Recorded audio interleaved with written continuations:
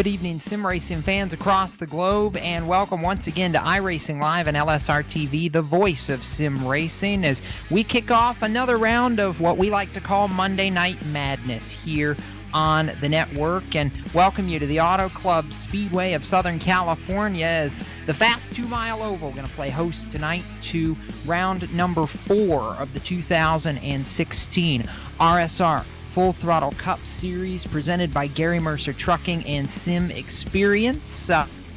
Into the specifics of everything you're about to see tonight, we first bring you to the Inside Sim Racing Broadcast Tower, where I say good evening.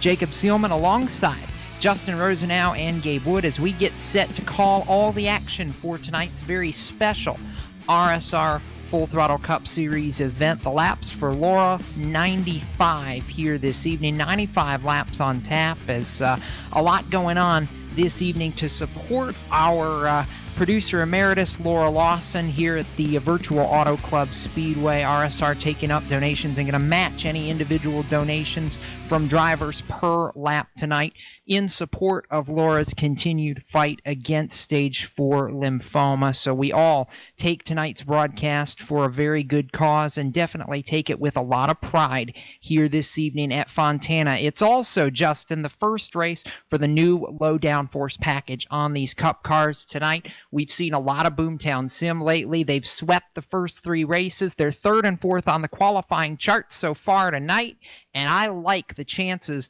of maybe another victory by Anthony DeBarro. We've never seen a driver go 3 for 4 to start the season. He's trying to become the first in RSR history to do that here tonight. That very well could be the case. I mean, you have to go with who's been rolling, but you also have to look at the hot hand. And really, Boomtown, an unprecedented start, an upstart team last year, put several drivers into the chase last year, and all 4? The rookie made the Final 4 at Homestead, and then you look at the start they have this year. Boomtown seems to have the field on lock, but then again, like you mentioned, Jacob, the low downforce package, anything can happen. The guys have to adjust to something totally different because the cars are going to act and feel and react so much different than how it used to be just from last year's package. And I'll be honest with you, Jacob, I'm looking for somebody else to possibly steal the show tonight. It's going to be interesting to watch as the race goes on. Gabe, how about this for a variable tonight?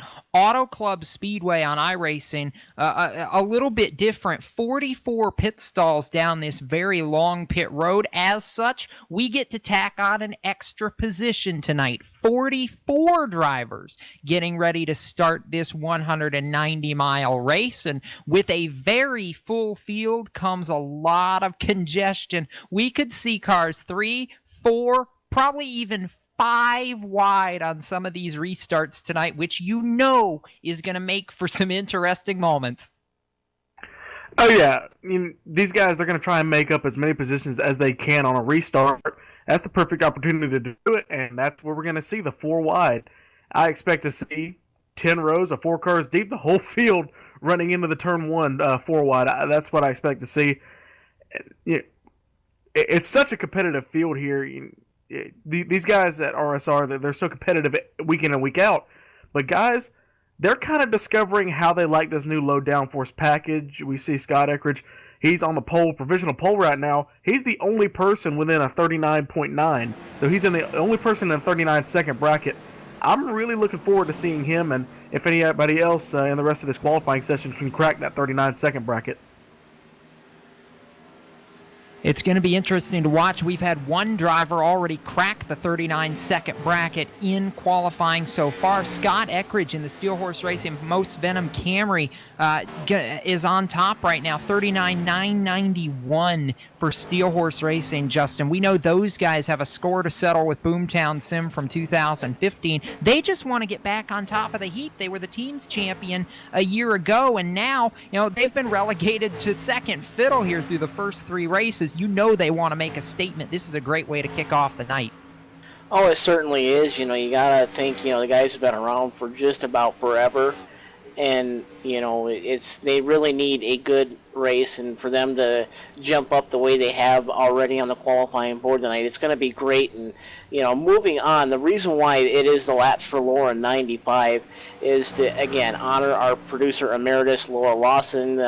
For those of you that have been following the story of Laura, we have some great news, and she posted just the other day that she had some new PET scans and a couple other types of scans done on her body, and she says that the chemotherapy is killing the cancer and doing pretty good. She says that she still has a long way to go, and the prognosis was moved up.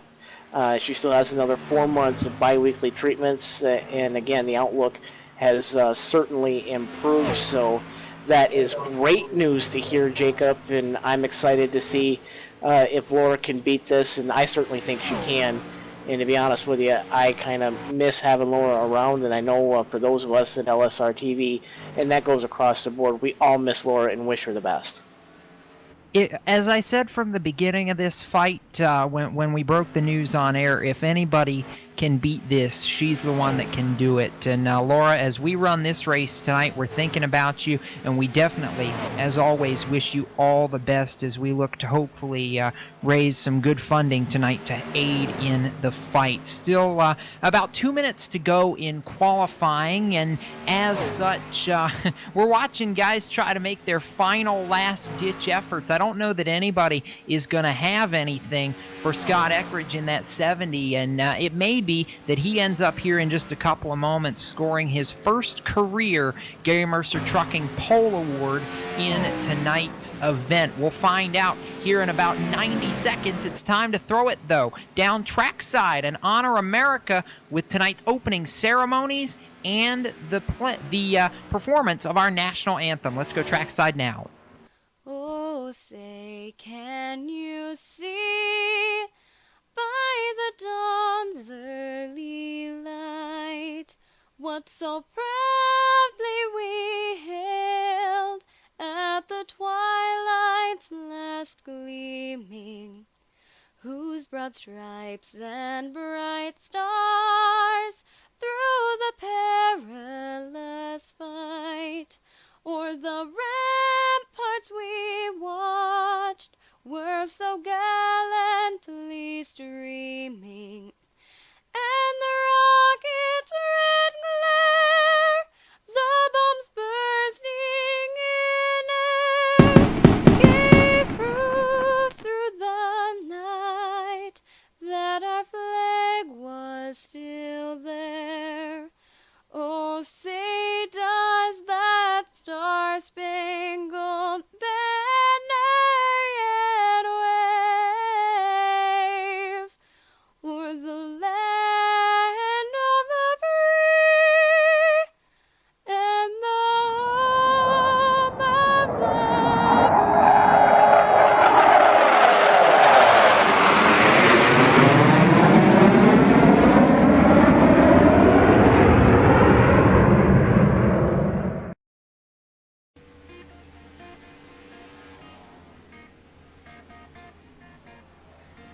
Red and black flags out as teams start their final timed laps here to try to take one last gasp effort to improve their positions, but it looks like it is not going to be enough. How big is this statement, not just for Steel Horse Racing, Justin, as a whole, but for the driver who was good in the winter and just couldn't quite break through? For Scott Eckridge, a first career pole here in the Full Throttle Cup Series, and he's looking to convert. He's been top 5 in practice and a pole in qualifying. This is good news for that driver. Yes, and he's going to have to show, though, can he get it done on the long run and through the practice times? It looks like he certainly can get it done. Scott Eckridge, again, with the pole, and no surprise because he's done it all winter long, and it does it again tonight on the new downforce package. Time to take a look at the Sim Experience starting grid here tonight at Auto Club Speedway for the Laps for Laura 95. On the pole, we just talked about him, the Post-Venom Camry, Scott Eckridge in the 70, a time of 39.991, 180.041 miles per hour. The pole lap tonight on his outside, the DeWalt Chevrolet. Chad Cole, the former champion, starts tonight P2. Starting inside row number 2 in the 96 will be Mitch Rollo in the pit stop news. Chevrolet starting to his outside will be the number 9 of Anthony Navarro. First car in the top 5 with a 40.066 going to be Nick Silver in the 51.98 of David Washington. Starts 6th with a .080. Seventh, another Aegis car here tonight. Actually, the second one in time trials. Daniel Eberhardt, the third car, starts to his outside. In 8th, that's Carl Shedd, the 45. Inside row number 5, the 9th spot to the 42 of Scott Stenzel, starting to his outside, driving the Fitting Cat Chevrolet, the 69 of Corbin Hemstreet. Jose Gonzalez in the 26, Dwayne Vincent in the 11th position in that 13. Jose Gonzalez in the 26 will start 12th. 13th to Kyle Taraska, the Chick-fil-A entry. Rhett McBride, 14th tonight. Joseph Thies will start 15th inside row number 8. Tice, the 16th spot, starting outside the 99 of Stefan Marinak. 17th is going to be the 11 of Jonathan Cadell. Another Boomtown driver, the 87 of Christopher Hurlow, rolls off 18th. Matt Lacrosse and Mike Kelly start tonight from row number 10 in 19th and 20th. And Justin, as we get ready to roll off for the pace lap, let's see if we can touch base with the outside pole sitter and former champ dial-up Chad Cole. Chad Cole, Justin Rose now up in the inside sim racing broadcast tower. Got a copy? Yeah, I got you guys. Got a strong start on the outside front row. You are basically RSR's version of Kevin Harvick, the closer. You're won just about everything there is to win, defending champion of the series. You got a good starting spot on the new downforce package. What's your outlook going forth for tonight? Not too good. You know how this is my first race with this package. I didn't really do a whole lot of racing once the build came out, so just gonna try to be patient, get some laps in. I'm really caught myself off guard qualifying up here, so I'm probably gonna follow the back, and hopefully once tires come in, hopefully everybody else starts fading, I'll be able to come back forward. But just gonna try to be patient, keep my expectations in check, you know. We'll let you get to it, Chad. I know tire management going to be a big key tonight. We'll touch base with you throughout the race. Best of luck. All right, thank you guys. Enjoy the race. We'll touch on points real quick. And, we talk about, Justin, as we get set to come to the green flag this evening. Boomtown has been good, but 2, 3, and 4 in the championship. Aegis Motorsports drivers, this is going to be a dogfight all season long. No doubt it will be, and we're getting ready to roll off another good one here tonight as the 44 drivers getting ready to buckle in for a night's action, and proud to say a strong 22 rows on the grid, not something we normally see here in RSR. And to take you to that green flag, here is LSRTV's own Jacob Seelman. Thank you, Justin. We work off turn number 4. The field going to be in the hands of Scott Eckridge and Chad Cole. The 70 and the 8 lead the field off turn number 4, and the pace car eases on to the safety of pit road. Here at the Auto Club Speedway, the laps for Laura 95 benefiting a good cause tonight. The American Ethanol green flag goes in the air, and drivers fan out as we are underway from the Auto Club Speedway. Going to be already 2 and 3 wide throughout the pack. Mitch Rollo was trying to make it 3 wide for second, going down to turn number 1, but Chad Cole pops out of the middle groove, makes it happen, and he'll have P2 as he's going to almost be split by the Boomtown guys. They're all over the place as we work down the backstretch for the first time tonight. Anthony Navarro used the Dale Jr. line to get around his teammate, the 96 of Mitch Roll. He's looking upstairs once again, tries to cross over that seam. These guys are going to be struggling with the grip through those seams just like the big boys did yesterday, a little bit further back. Going to be the Corbin Hemstreet machine, the 69, trying to work to the inside of the 51 of... that's going to be Nick Silver in that machine, new number for him this year. Little struggle for me to get used to that, boys, but I tell you what, he's got a beautiful looking car, and Hemstreet on the charge early, already up a couple of positions and looking for more out of 2. Yeah, he is. Scott Eckridge was able to get away, but he's not been able to get away too far out in front as we see these guys shuffle. But, Gabe, the battle for second right now, Chad Cole and Anthony DeBarro, the 8 and the 9, looks like they've been hooked almost by like a trailer hitch from the drop of the green flag. DeBarro's been just about shoving that DeWalt entry the last lap or so. Now he ducks all the way to the white line as we work across the stripe to go for second. They're wheel to wheel in turn 1. Wait for him to get clear going into one. There goes DeBarro clean into second. I was going to be a little bit worried there for DeBarro there if he wasn't going to get clear coming off of 2, because that car's prone to push up if he doesn't have that entire entry coming off the corner. And, it's even worse in turn 4. We're going to see guys smacking the wall all day. If they can't get to the gas just right, it's going to spell doom for him. Look, Chad Cole, he gets just a little bit loose on entry. He's able to gather it up at the single file yet again. And look at Mitch Rollo. He's on the back bumper just like his teammate. Here he goes, the same exact move coming to the start-finish line here. They're going to be side by side for that third position. Chad Cole's got it this time, but Mitch Rollo's got the run going into 1. He does, and Justin, we knew these Boomtown drivers were going to have speed early. I'm not surprised at this at all. They're just being patient. They're biding their time. They know this is likely going to be a long opening stint if we don't get a caution, and it's going to be key. With this new build, the low downforce, you have to manage the tires if you're going to be successful. Going to have to, and it's what you're seeing. Some of the guys choosing to run a little bit conservative. The 45 of Carl Shedd started 8th, already outside the top 10 and falling back a little bit. Trouble for that Aegis Motorsports entry, slipping a little bit back through the field in the early going, falls all the way back to the 12th spot on the racetrack as they run the top 15 cars or so single file a little bit further back. It looks like it's going to be the 87 of Christopher Hurl, the first battle for position on the racetrack out of turn number 2. He's going to clear the 99 of Stefan Marinak and slip all the way up inside the top 17, and he's got a long road to hoe because he slipped back a little bit on the start outside the top 20, but Hurl on the march already through the field, just 5 laps in the books here at California.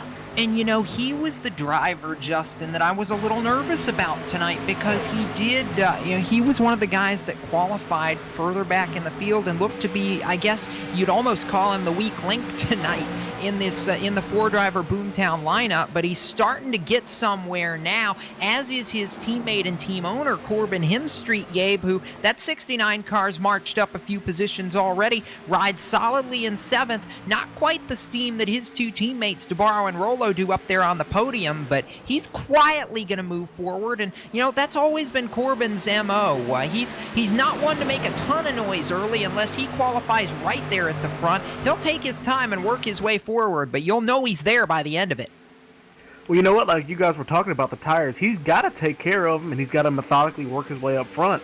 If he starts dive bombing these guys and moving up the racetrack up and down, you're going to wear out your tires. You can end up sliding back. As we look in front of these, Chad Cole in that 8, that DeWalt Chevrolet, he's moving back. So he may have worn out his tires just in the beginning, or he's just lost that little bit of rhythm. Look at the 90 and the 98 bump drafting down the back straightaway. But back to Corbin, yeah, that's his MO. That's, as you said, that's what he likes to do. But, this is he's having a good run right now. He's going to look to try and get 6 from Chad Cole as he slides back through the field. Corbin, he's one of the biggest movers so far. We look back in the field, guys picking up 1 or 2 positions, but Corbin's made up 3, and it looks like a 4 by the time they get to 1, so he's moving up the field. Out of 4, a little bit of trouble for the 43 of Doug Roth. That petty blue and red machine got a piece of the wall, Justin, and it looked like he just got out of the groove a little bit, got loose, and that wall will suck you in and bite you real quick if you're not careful. Yeah, he's got a big tire rub on the right front fender on board that machine. I was caught it just out of the corner of my eye while scanning for action on the racetrack here. So Doug Roth got heavy right front damage on that machine. He's got the right front fender crinkled in and on the tire. And new leader up front, the 9 of Anthony DeBarro, going to clear the 70 of Scott Eckridge, and DeBarro to the point, and he's trying to set sail already. 8 laps in the books, working lap number 9 already of 95 scheduled in the laps for Laura, 95 here at Auto Club. And I think we'd be remiss if we didn't point out again that all the drivers who have pledged to donate a certain amount per lap tonight, RSR as a sanctioning body will be matching all donations that drivers in the field make this evening for the laps that they complete, up to $1,000. So this, if it works out right, could be a very big night for a very good cause for benefiting Laura Lawson. It's going to be a good night all the way around, and it looks like a good race for the lead. mean, Anthony DeBarro worked around the 70 of Scott Eckridge a lap ago, Justin, but he's not been able to get away like I thought maybe he would. Eckridge and Rollo have kept this a 3-horse race right now. They've got about 8 car lengths on the Aegis teammates of Dave Washington and Daniel Eberhardt. But let me tell you, if those two can keep the draft going, I don't think we've talked about that much tonight. The draft here at Fontana plays a lot bigger role in these guys being able to catch up to each other than people think. Yeah, it does, but you also have to count into the fact there's not as much cushion of air between each car.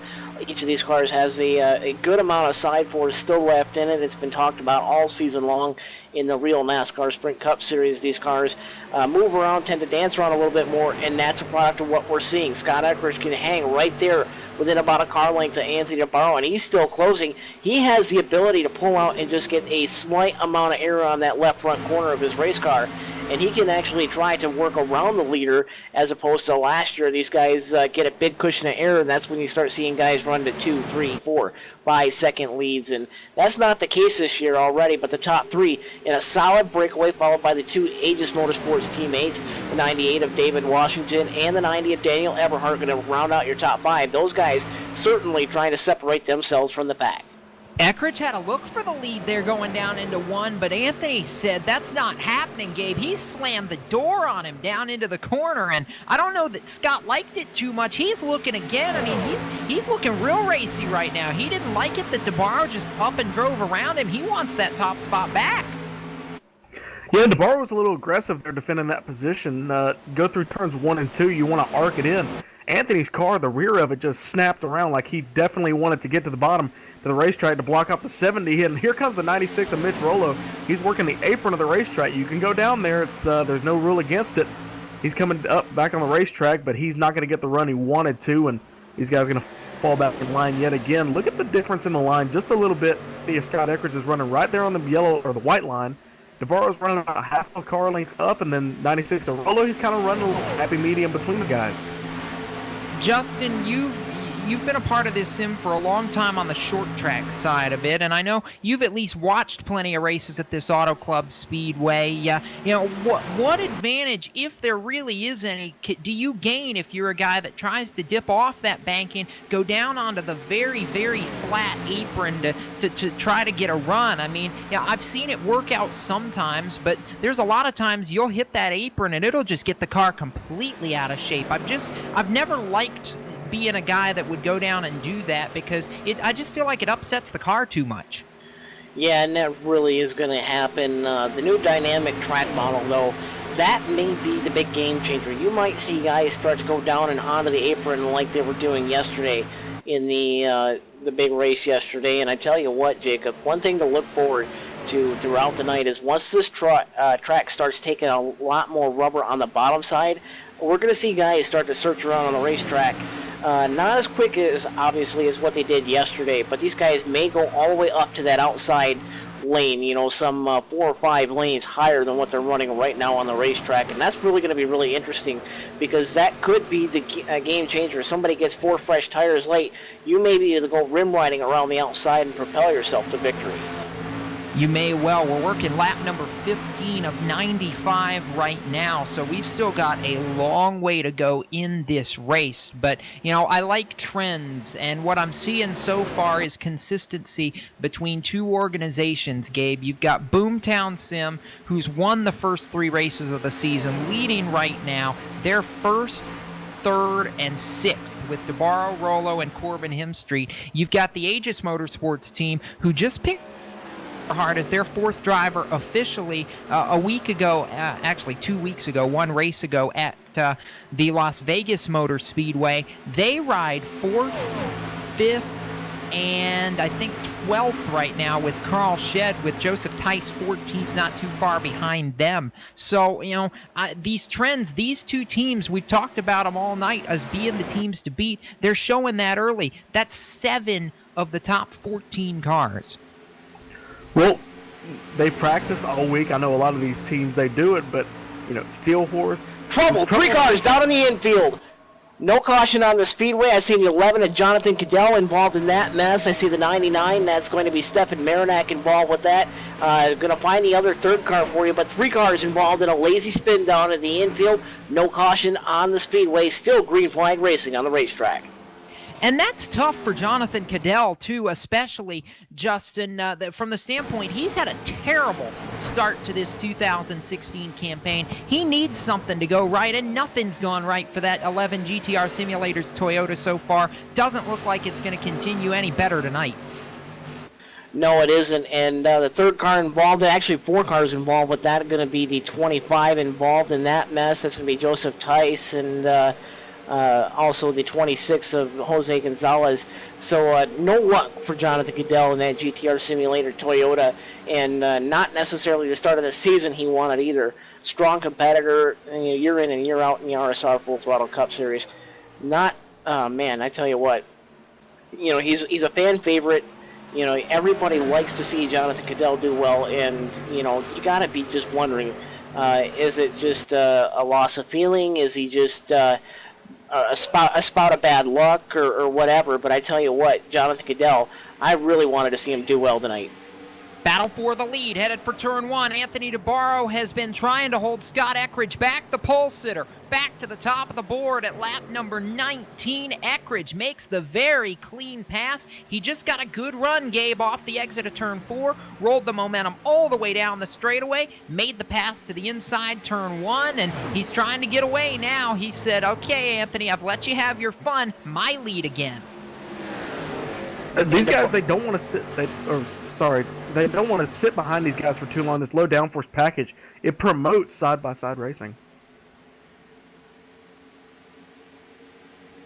Trouble for the former champion now, Justin, as we look at Chad Cole just jumping back into the sim. He actually had a connection problem and fell out of the server. Tough break. I mean, we've talked about Cole and the potential internet problems for a couple of years now. You hate to see that happen. And for the driver who qualified outside pole tonight, just not what he wanted. And I know, he talked to us before the race. He was nervous about something like this happening, and there you go.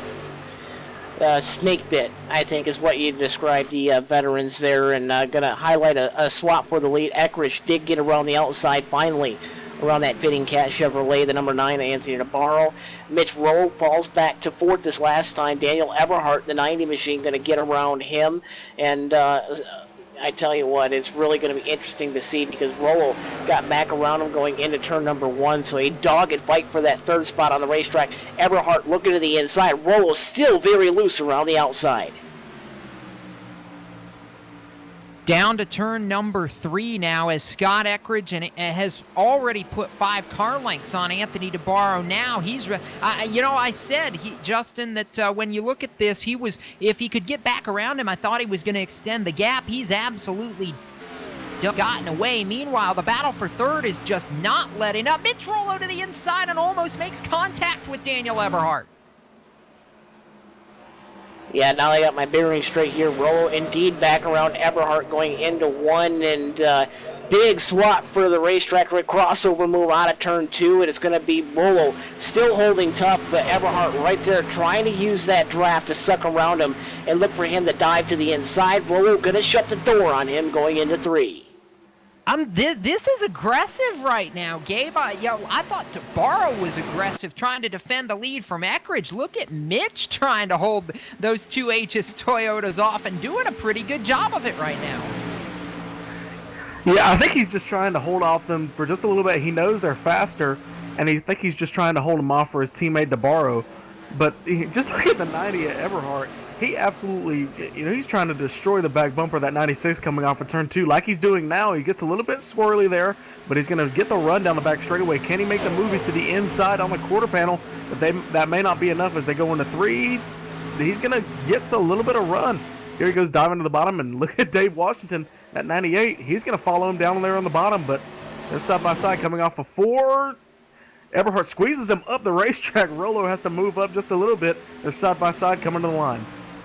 I'll bite my tongue on the whole manufacturer thing because Eberhard ran a Toyota the first couple of races, now in a Chevrolet tonight, so we'll make that adjustment for the rest of the race. These two will not give it up, huh? And this is where you burn your tires off, Justin, trying to do battle, and finally, Mitch, I think, lets him go right here. I know he doesn't want to give that position up, but you're losing a tenth, 2, sometimes even 3/10 a lap to these guys. They were 8/10 back. They're now almost a second and a half behind leader Scott Eckridge. And yeah, you have to think, just how hard are you willing to push those Goodyear Eagles, because tire failures, a big problem yesterday for some drivers who chose to push too hard on those tires yesterday. That certainly could be the case because the tires are softer. There is a lot more fall off in these tires. And I'm telling you, Jacob, I'm really looking at Mitch Throttle. He's still not giving up. He's still trying to get to that back bumper as he clobbers the wall out of turn 2. Yeah, and that was a solid lick, Gabe. I'd be looking for damage on that on the back end of that 96 car, because that was a good thump right there off the exit of turn 2, and that's going to mess with the aero and the handling of that car. Oh yeah, it doesn't take much, especially with these cars. They're at such fine tolerance. Any kind of scrape that's going to knock the toe out, knock the aero out, and especially here at Auto Club, I mean, it's basically like a super speedway where you have to let off. And just look at these guys; they're already going to catch them, and that's one thing that side-by-side racing, allowed these guys to do. Look at Vincent, look at Street back there. These guys have caught them. They had a little bit of lead, but now they're up to the back bumper of these guys. If they can calm their race down, they could maybe mount a little charge to get past these the Boomtown cars and a couple Aegis guys. That's a 6-car freight train, all trying to get the third spot from Daniel Eberhard right now, but that's going on almost 1.5 seconds behind the race leader right now in the post-Venom Camry. Scott Eckridge leads the way for Steel Horse Racing ahead of Anthony DeBarro, Daniel Eberhard, Mitch Rollo, David Washington. It's a Toyota, a Chevy, and another Toyota in the top 5. We're 26 laps in to the laps for Laura 95 at Auto Club Speedway. Got a lot more ahead, but we're going to step aside for just a moment. You're watching iRacing Live and LSRTV, the voice of sim racing.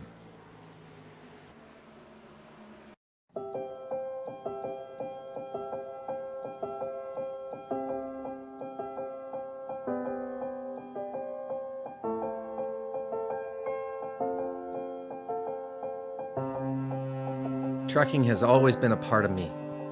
It started years ago when my dad and granddad were hauling vegetables to market in Liverpool. The family immigrated to Canada in the late 60s and settled near Alliston, Ontario. I bought my first truck in 1982 and Mercer Trucking was born. Today, Mercer Trucking has over 50 trucks in terminals in Toronto and Los Angeles. Our storage facilities at both terminals can handle any size of distribution needs throughout North America. We service the continental U.S., including Hawaii and Alaska. We run over 120,000 miles per month and some of the best equipment on the road today. We specialize in less than truckload shipments, show freight, we do rush team service deliveries, and haul your refrigerated or heated product. Our regular team service from Canada to California is second to none, and our staff and drivers are among the best in the business. I'm proud of our people and what they can achieve.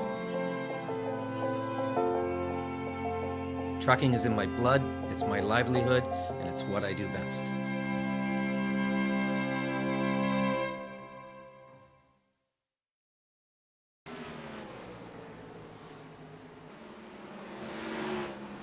Welcome back to iRacing Live and LSRTV, the voice of sim racing. Green flag pit stops got triggered just after we went away because things got dicey in a hurry. The Aegis team force in everybody's hand. Dave Washington hits pit road on lap 27. That blows everybody to pit road, including race leader Scott Eckridge, who's down this time, Justin. And, we see the shuffle beginning, and you can't stay out when that first leader comes to pit road. You've got to make the stop.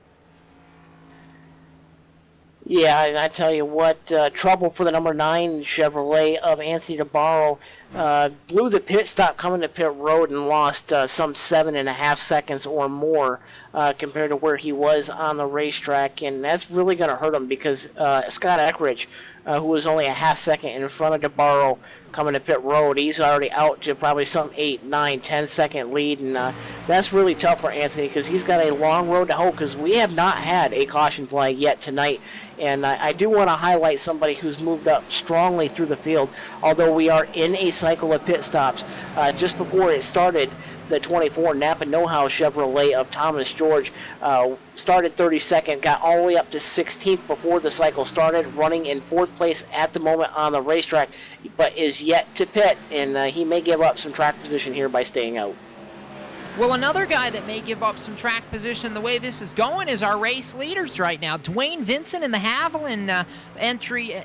Dwayne and Nick Silver, who's right there with him in the gain forward in second. These two are giving up a ton of time staying out like they are. They've stayed out 5 laps on these older tires. Look at Kyle Taraska. This is how much fresh tires are worth. You see Taraska just blow by these guys, and Chad Cole's coming through too in the 8 on fresh tires. He's a couple laps down right now after that connection problem, but they just can drive it so deep into the corner, and where these other guys who are on the worn tires, they're having to let off in such a big way, you just can't do a whole lot. The question now is, Justin, is staying out and trying to make this what I think is going to be a one-stop race for Dwayne. Can you do it? Do you give up too much time by trying to stay out on the old tires just to save a pit stop, or could one stop pay off? I really don't know because, to be honest with you, it's going to be about 20 laps from the time that you pit if you're right there with somebody to the time you get back around them. And I know Dwayne Vincent was about 2.5 seconds off, so we'll call it about 18.5, 19 laps is what it would take on fresh tires for the 70 of Scott Eckridge to get back around the 13 of Dwayne Vincent. So Vincent, he's going to have to do the best he can, but he can't kill those tires. And it's a battle for the lead as we come across the start-finish line. Nick Silver in the Gain 51 Ford Fusion. He's going to try to steal the lead away from Dwayne Vincent. He's going to sneak to the inside and take the race lead in turn 1. Yes, he will. And now look at the crossover. Dwayne's trying to pull one on him as they work off turn 2. He's looking to the inside, 3 wide as they work down the back stretch, and a lap car there. It's one of the Aegis entries, and Nick's going to hold on to the lead. That's the 45 of Carl Shedd, who's trying to unlap himself in the 20th position. So Dwayne leads up through lap 33, and now Nick Silver to the top spot on lap 34, and that's a big moment for the Gain Ford. I think it may be the first. I think it's the first lap he's led all season long. So a good statement right here, even if it's during a pit cycle. You know, it really is, and I tell you what, if Silver can pull this plan off, which I tell you what, Jacob, I'm telling you, Nick Silver, no stranger to being close to victory lane. 1 year ago at the Texas Motor Speedway, he had a whale of a battle with Jeff Ward, and Ward stole that one away from him in the closing stages. So Nick Silver has the speed to do it, but can he make those tires last? And that's really the million-dollar question, because already the 70 of Scott Eckridge, some 31 seconds behind Nick Silver, and closing at a rate of around 2 to 2.5 seconds per lap. And that is a large margin. So we're talking 15 laps, maybe, for Nick Silver for the time that he has left. So really, he needs this race to go green to the end if he wants to make this one-stop strategy work. Well, I'm looking at this right now. Daniel Eberhardt's the driver who would have made the pit cycle pay off. He's got the provisional lead away from these guys who were trying to make it on the one-stop strategy. But if they've got to go another about 12, 13 laps, and that time that they're making up is going to start to fall off. The way they're making up time right now, the way Eberhardt's making up time, Justin, they would not get all the way to Silver and Vincent before those two made their pit stops. They've got enough of a gap. Oh, there it is. Caution. Big trouble headed for turn 1. There was one car smoking bad on the apron. Waiting to find out who the caution car will be, but that will put us underneath the Service Master Clean caution flag for the first time tonight, and that's going to happen on lap number 37, and I believe it's going to be the 45 of Carl Shedd going to be the trouble car as he finds an untimely end here in the lap 4, 95. Yeah, and that puts us under the yellow flag with what's going to be, I think, 36 or 37 laps complete now. So, and that's a tough break for Shed. He had just gotten himself unlapped here a minute ago too, before he became the untimely recipient of the caution. So it's a tough break and a lot of damage to that machine. I think we're going to get a look at the replay here in a moment.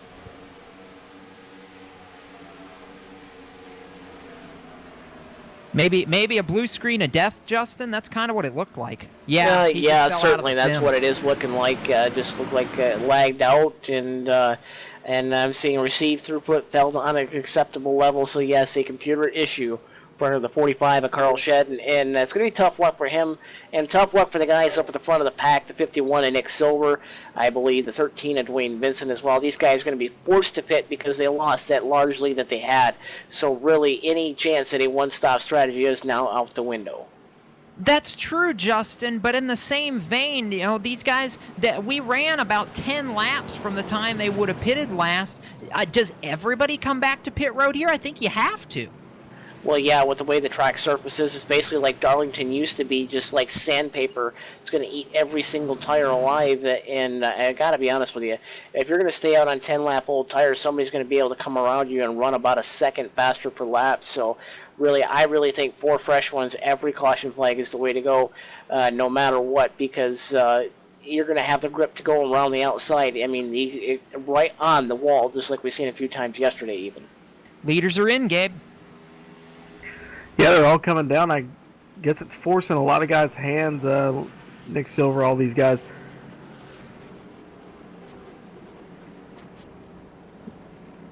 Yeah, it looks like they were waiting for caution to make their pit stops. Everybody else coming in their pit stalls now. They were way ahead with the lap traffic. Everhart, Washington, everybody pitting now. And it's like Vincent's coming out right now. When's he going to come out? Battle off Silver beat him. Silver is going to beat him, so it's going to be 1 and 2 Silver, and then Dwayne Vincent, who's going to get third coming off of pit road. It's like the 54. Tim Matthews, wow, nice stop for that 54 bunch. But look at this, Justin. They stayed out long enough. This played into Nick Silver and Dwayne Vincent's hands perfectly because now they're on the same strategy as everybody else. They've got the track position and they've got the race lead. This is huge for those guys. Rhett McBride and the 2 as well who stayed out. This is huge for them because they made up a ton of track position right here. Oh yeah, big time, and I'm telling you, I'm gonna have to take a look, but I really think the 54 Tim Matthews took 2 tires because he was around 19th, and if he took 4, that had to have been an amazing stop because I mean that had to have been what 10, 11 seconds or so, maybe 4 lug nuts, maybe 3 on that machine virtually. But I tell you what, and I'm telling you, everybody must have had long pit stops because I'm hearing it's a 15-second pit stop, Jacob, but. Wow, big stop for him, and really puts him in a good position because I know Tim Matthews can run at the front of the pack. Yes, he can, and under the caution flag, we have now 39 laps complete, and it's going to stay with, by the time it all cycles out, Silver, Vincent, Matthews, Dave Washington, and Rich Jetty from 42nd to the top 5 under this first caution flag of the day. Here now going to work lap number 40, and we're going to take this opportunity to step away for a brief moment, come back for the restart and more from Auto Club Speedway. The Laps for Laura 95 continues right after this on iRacing Live and LSRTV, the voice of sim racing.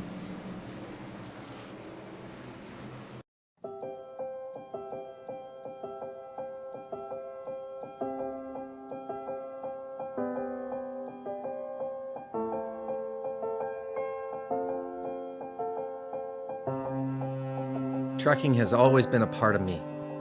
It started years ago when my dad and granddad were hauling vegetables to market in Liverpool. The family immigrated to Canada in the late 60s and settled near Alliston, Ontario. I bought my first truck in 1982 and Mercer Trucking was born. Today, Mercer Trucking has over 50 trucks and terminals in Toronto and Los Angeles. Our storage facilities at both terminals can handle any size of distribution needs throughout North America. We service the continental U.S., including Hawaii and Alaska. We run over 120,000 miles per month and some of the best equipment on the road today. We specialize in less than truckload shipments, show freight, we do rush team service deliveries, and haul your refrigerated or heated product.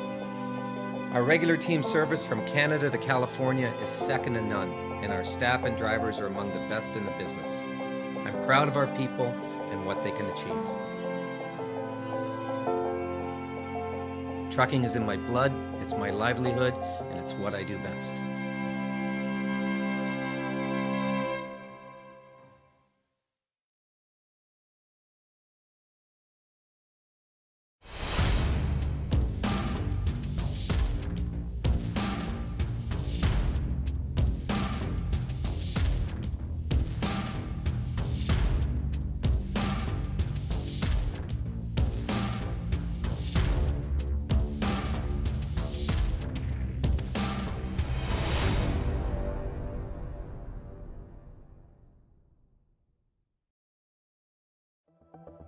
The 2016 iRacing World Championship Grand Prix Series is all about change. New teams, new drivers, new tracks, even a new logo. And oh yeah, there's a brand new car. After 5 years of competition, we say goodbye to the Williams FW31 and we say hello to the McLaren MP430. But this isn't just a brand new car, it's a whole new ballgame. And with it, we bring new excitement, new strategies, new technology. For example, energy recovery and drag reduction systems. There's a new way of thinking about racing, and for all the drivers participating, it's back to the drawing board, wiping the slate clean in the ever-consuming pursuit of perfection. One little slip-up, one wrong move on track, one poor strategy call, and it's over. That's the difference between coming up short and becoming champion, and being $10,000 richer to boot. So yeah, change is in the air, but we're going to start getting answers on the 27th of February as the 7th year of iRacing World Championship competition kicks off.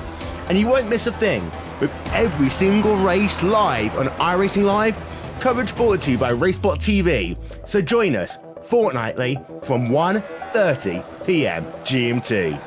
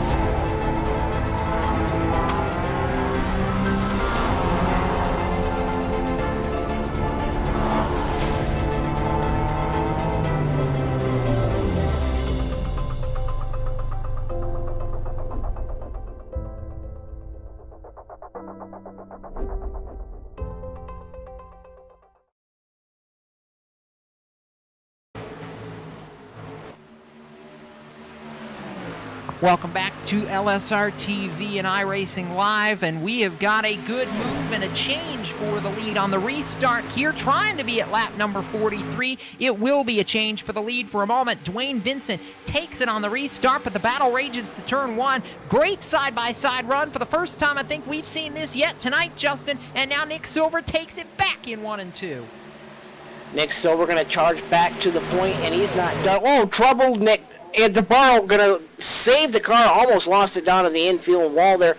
Vincent looking to the inside, slightly on the 51 of Nick Silver, the 98 of David Washington right there. Three-way battle for the top spot. These guys not giving up just yet. Silver trying to drive it hard off for everybody else.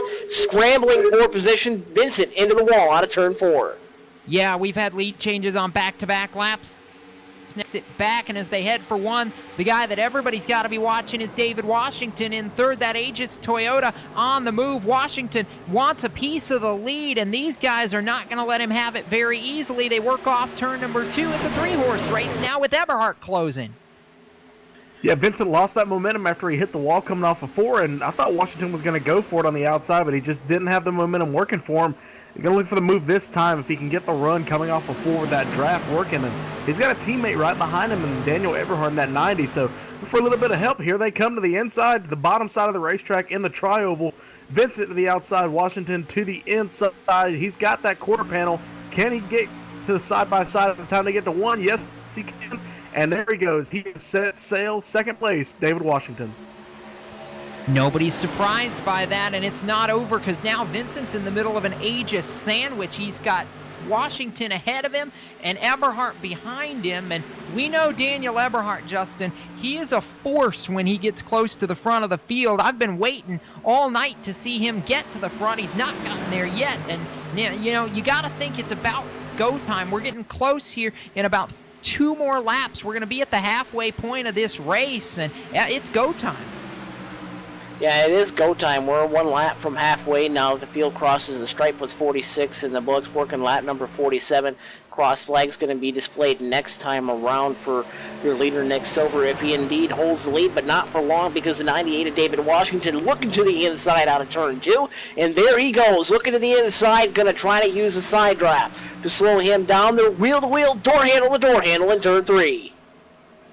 2 by 2 all the way through the top 4 spots, and it is getting good now as we see Dave Washington move to the point for the first time tonight, and Silver not ready to give up on it. Do we go 3 wide? Eberhardt to the apron, almost to the grass. Silver leads that by inches.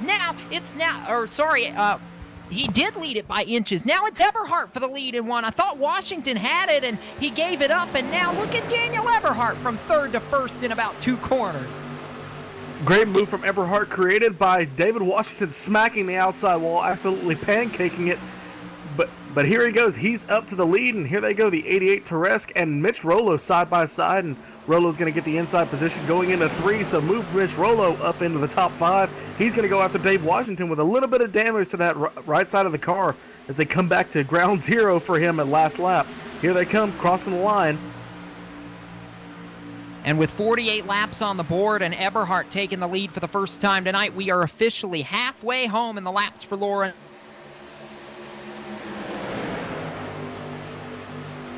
And as the field leads its way off of turn number...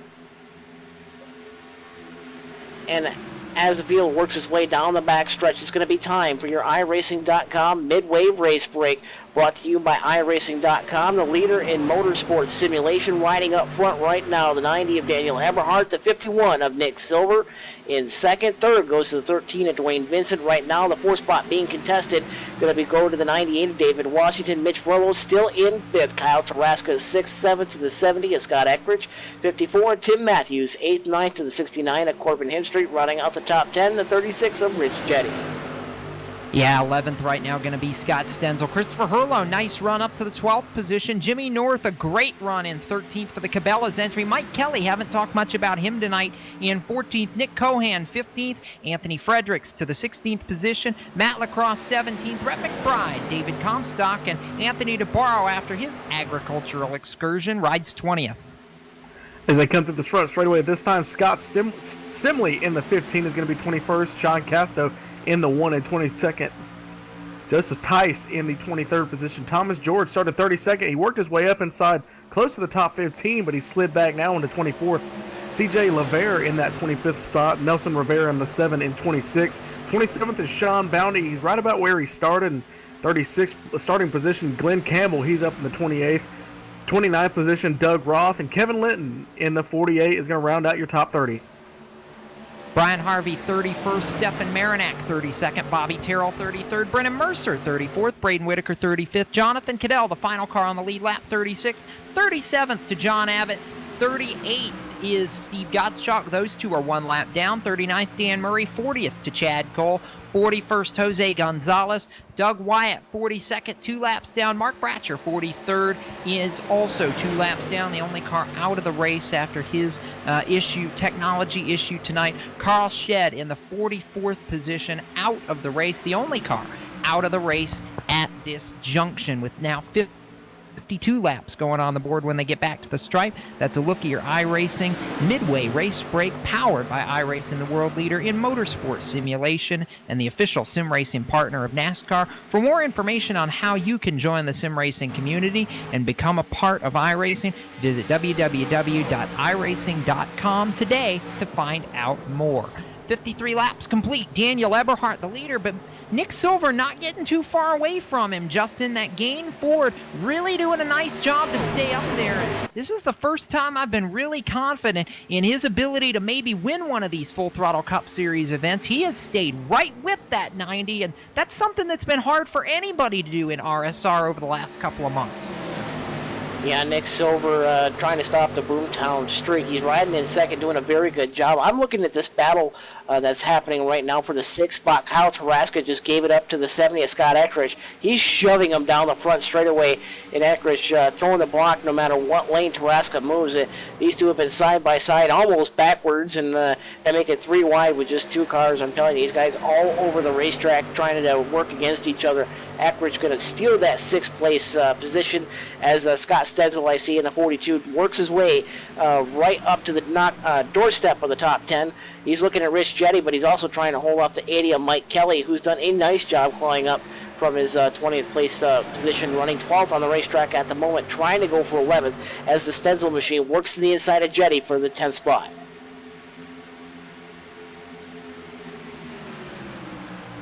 Side by side there goes Scott Stenzel into the top 10. 42 moves into the top 10. The 36, Rich Jet, down into 11th. But back up front, it's pretty much a train up front, really, because Eberhardt and Nick Silver, they've kind of slowed down just a little bit. Or the 13 of Dwayne Benson sped up because he's brought the entire rest of the top 5 and close to the top 10 with him. Indeed, he is. The 51 of Nick Silver right there inside of a car length, right on the back deck lid of the 90 of Daniel Eberhardt. Eberhardt did very well over the Winners Series. He's got the race lead right now for the moment. Defending series champion, the 13 of Dwayne Vincent and his Haviland Ford rides third. He's right there within striking distance, trying to bring along the 96 of Mitch Rollo and the 98 of David Washington holding tough after his contact with the outside wall. And you know, I'm telling you, Gabe, I'm really looking at when these guys are going to start trying to race each other, because the 51 of Nick Silver, he's looking like he wants to do it. He takes a peek to the inside, but if you're Nick Silver, are you just waiting for the tires to go away on the Eberhardt machine? Well, it's either that or he's waiting for his perfect moment as he slides up the racetrack trying to get the inside position. He's going to lose a bit of time through 4, and that's going to allow the 13 of Vincent to catch him. And he's bringing Rollo with him as Rollo is going to duck to the apron off the tri-oval, trying to get the run, but he's not going to be able to get there. Slides up the racetrack. He's going to go for the double move, and he's going to go to the inside in turn 1. Move Rollo in that 96 up to 3rd. That was just basically a power move, just diving right in there. Vincent not going to quite let him go, but he's looking like he's not going to have enough momentum to really do a true crossover move, and he's going to have to settle for that 4th spot as Eckrich trying to work to the inside of Washington for that 5th spot. He's going to put it right down on the bottom of the racetrack, trying to work to the inside of Washington, and we're going to take this opportunity to step aside here. We're going to go LSRTV nonstop. You're watching the Laps for Laura 95 here from the Auto Club Speedway of Southern California. This is LSRTV, the voice of sim racing. The 2016 iRacing World Championship Grand Prix Series is all about change. New teams, new drivers, new tracks, even a new logo. And oh yeah, there's a brand new car. After 5 years of competition, we say goodbye to the Williams FW31 and we say hello to the McLaren MP430. But this isn't just a brand new car, it's a whole new ballgame.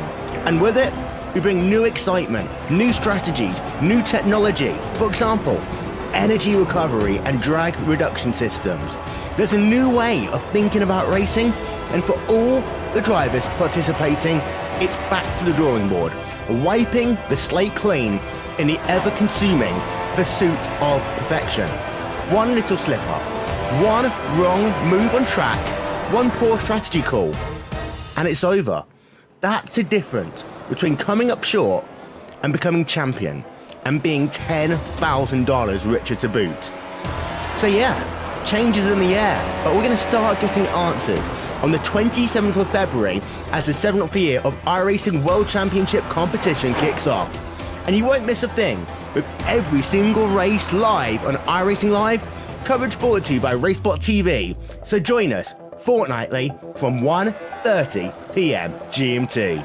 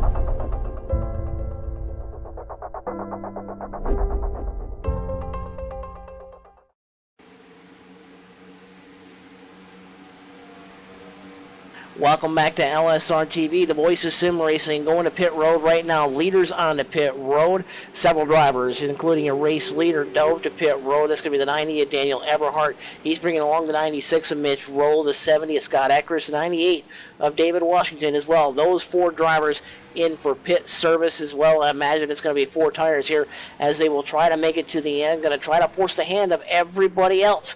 Dwayne Vincent, Nick Silver still stay out on the racetrack. That's been their MO.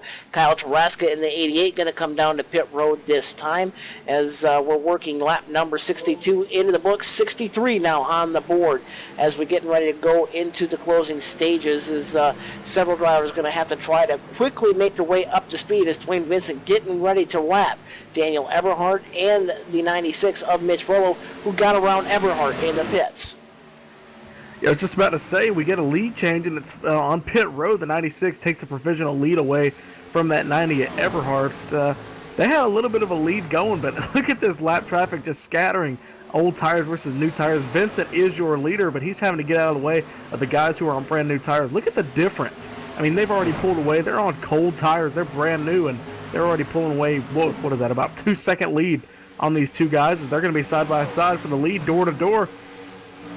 Nope, momentum's not going to carry the 51 of Nick Silver on that outside of the racetrack, but look at the 13. He may be pushing up just a little bit. He took a low entry into turn one. Going to push up just a little bit. That's going to allow the 51 to get there. He's to the back bumper of him as they go down the straightaway. The 51 of Nick Silver right there knocking on the door, looking to the inside. He's not going to stick it right in there. Is Vincent going to shut the door once again as these two battle for the current race lead on the racetrack right now, as the other two guys, the 96 of Rollo and the 90 of Eberhardt, trying to just drive away as the 98 machine of David Washington, the 70 of Scott Eckridge, going to try to split the leaders right there. Is Vincent going to go way up to the high side and dive it off into the corner? The 51 of Nick Silver just wisely trying to let everybody go around unscathed. He knows that everybody 2 seconds a lap faster. He's going to try to draft with them to try to get around that Haviland Ford of your defending champion of the Full Throttle Cup Series, Dwayne Vincent, as that battle still waging on the racetrack at the moment. The 54, Tim Matthews, trying to hold off the 61 of Nicholas Cohan as those two battle for third and fourth on the racetrack as we go through this cycle of green flag pit stops. Yeah, and as we watch this cycle, it's going to be interesting to see how the strategies play out for the rest of this race now, Gabe. I mean, I would have expected the 13 and the 15 wanted to pit at this point and stay on strategy with the rest of the guys they were racing. That has not been the case though, and now it's a matter of, okay, if you're these two, what do you do?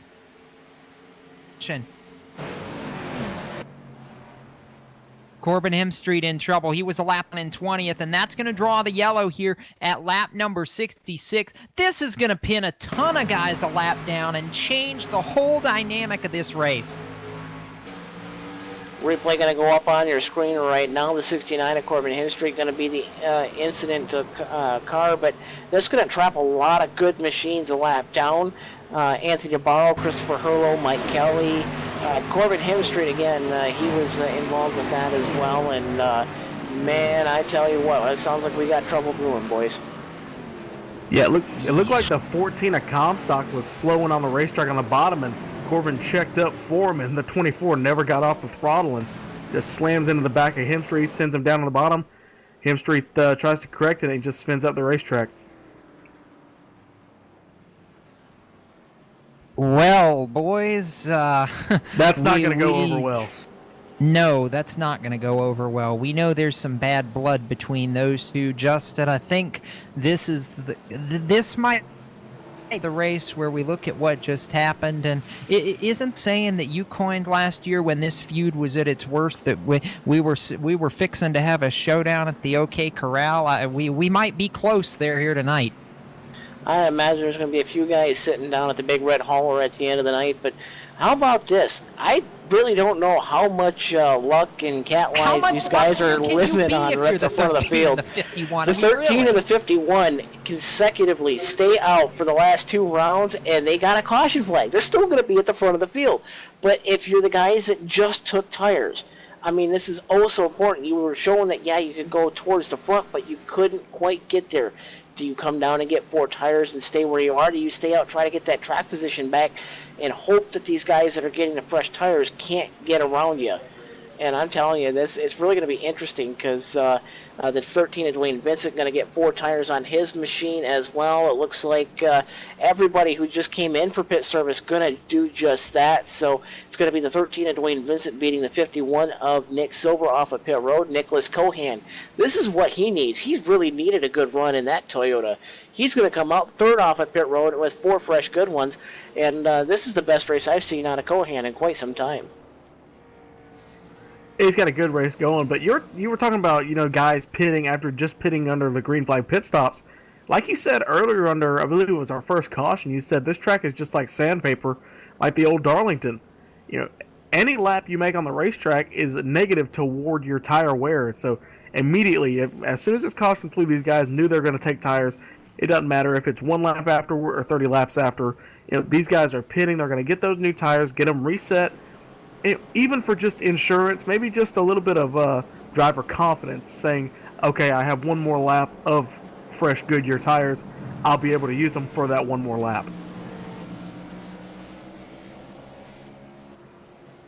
And as we work around underneath the caution flag, again, for the 3rd time tonight, Dwayne, and I'm telling you right now, boys, from what I understand, it's a veritable war zone down there in some of the team chats I'm hearing. And Jacob, it's not going to be pretty because I think guns drawn and guns a-blazing. If I'm a race admin, I'm telling you what, it's going to be a party down at the hauler here later tonight. Yeah, just a bit. I know Corbin is not happy with the 24 of Thomas George right now for how that went down. We know that Steelhorse and Boomtown have had their run-ins over the past 12 months, so they're going to want to shake this one out quickly. Anthony DeBarro had a little run-in with Matt Lacrosse earlier on in the race, Justin. That was, according to what I heard, was part of what ultimately led to his excursion down through the apron earlier tonight. And Mitch Rollo not very happy either over the radio. It's been a long night for that whole Boomtown camp, and they need to, at this point, they need to settle down, Gabe. If you're the drivers in those 3 cars, you need to settle down, get your head back on your shoulders, and say, okay, we've still got 26 laps to go. And, we're still on the lead lap. Most of us are. We got to take the best shot we can here. Well, not only just this race, think about the entire championship. We've got, 32 races to go, I believe, or 31? Yeah, petty squabbles are fine, once in a while in a race, just from teams, having bad blood between each other. But as we saw last year, these guys go at it every single week, week in and week out. That cannot work if you want to try and win a championship or a constructors or team championship for your respective group. That's just not a very smart way to deal with these guys, because if you get ahead in points, there's going to be a huge target on your back, not from the whole field, but from about 3 or 4 cars that are, really don't like the logo on the back of your car.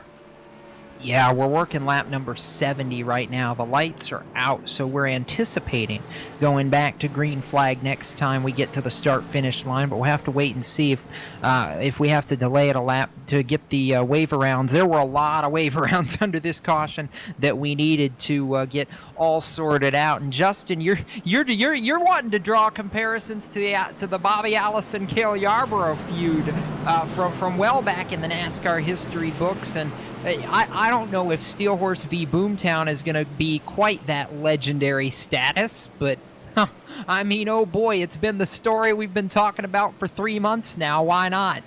I mean, it's been brewing longer than 3 months, and it's been brewing all the way well back into last year. And man, I tell you what, if Ken Squire could be with us, I'd like to see what would happen on that. But everybody's trying to pull their belts tight. Oh, wait, the lights come back on the pace car. I'm going to do one more time around as we allow the wave arounds to get lined up once again. So we almost fired them off, boys, but we got one more lap underneath the Service Master Clean caution flag before we fire them off one more time. How about the driver who won his first race in the Daytona 250 a year ago to qualify for the chase? Rich Jetty from 42nd on a provisional, Justin, to 6th right now. What an incredible run. Aided by the caution flags, yes, but what an incredible run for that 36 team. Oh, yeah, he really looking to break out once again. He's got to handle the race cars, and I really think that the low downforces might probably suit him. He's done very well on the flatter tracks, and that's really going to play into his hands as the car's not going to be so glued down. But as it stands, another driver I think we should highlight. How about the 15 of Scott Simley?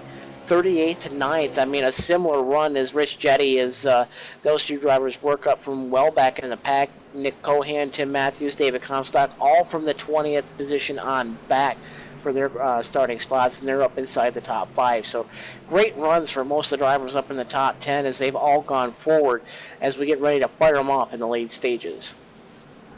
I mean, just one person inside the top 10 started there. That's the 51 of Nick Silver. We've got 11th, 23rd, 27th, 21st, 42nd, 15th, 14th, 38th, and one more, Mitch Rollo. He's back inside the top 10 in 3rd, or he started 3rd.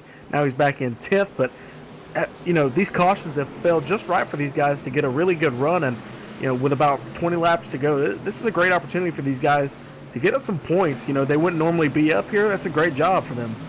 Yeah, it is. Pace car eases onto pit road. It needs to get away because it's about to get good. American Ethanol, green flag flies with 71 laps complete, and we are going to have 24 to go. They're already 3 wide. Back in the pack, Rollo all the way up to the outside. Dwayne Vincent's away and clear. Nick Cohan to the inside for second. Rollo on top trying to make some steam, and he is trying to haul around with Rhett McBride up the outside. Mitch rolled on the low pedal, trying to get it done. He went from the outside to the inside. He's around the 36 of Rich Jetty. He's diving down to the bottom, trying to bring along. Back, almost troubled. DeBarro nearly got forced to the apron there. They were 4 wide a moment ago, Justin, and I don't know how they sorted it out. Everybody just trying to let cooler heads prevail for the moment as they're 3 wide off of turn number 4. Kyle Tarasca going to work to the inside of Eberhardt. He's going to shut the door on him and bring along the 15 of Scott Simley. He's got drafting help with the 98 of David Washington. Those drivers really trying to push each other in the corner. Washington almost got the 15 of Simley to come around to that nationwide Toyota. Wow, a lot of big driving here. Back in the pack is everybody. Oh, trouble! Almost! Jack Cole almost slipped it around off of 2. Wow, I'm telling you, it doesn't get much better than this right now. Battle for second into turn number 3. Nick Silver on the attack again. Nick Cohan got it from him on the restart, but the gain Ford Fusion up the inside and clear off the exit of turn number 4. And look who's behind him. Gabe, David Comstock, we haven't said his name all night except at halfway. He's up in the top 5 with Mitch Rollo trying to go around for 4.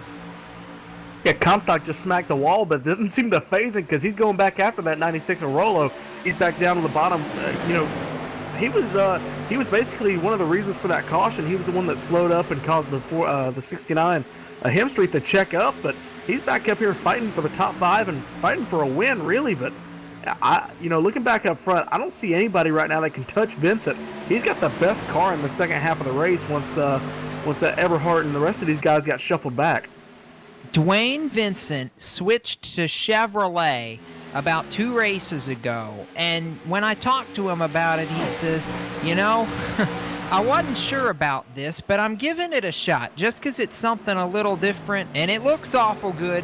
I'd say it looks good out front, too, Justin. And, we've seen this over the years in the Full Throttle Cup Series. When Dwayne Vincent gets out front, there is nobody that can touch him because he's so good at playing his cards exactly the way he needs to stay there. But, Nick Silver's got some steam. Look at the run up the inside off turn 4. It's a battle for the lead as we work 75-20 to go this time. So we'll go ahead and head for our gmercer.com 20 to go and watch this battle for the lead to 1. It's a change for the lead. Justin, who do you like, the 51 or the 13? I'm really hoping Nick Silver can get it done. I really think he's due for one after what happened at Texas last year, the Full Throttle Cup Series. He had to have been like Tony Stewart on the front stretch. He goes, here, kitty, kitty, kitty, kitty, kitty. Oh, I tell you what, I'm loving this, boys. We're going short track racing on a 2-mile.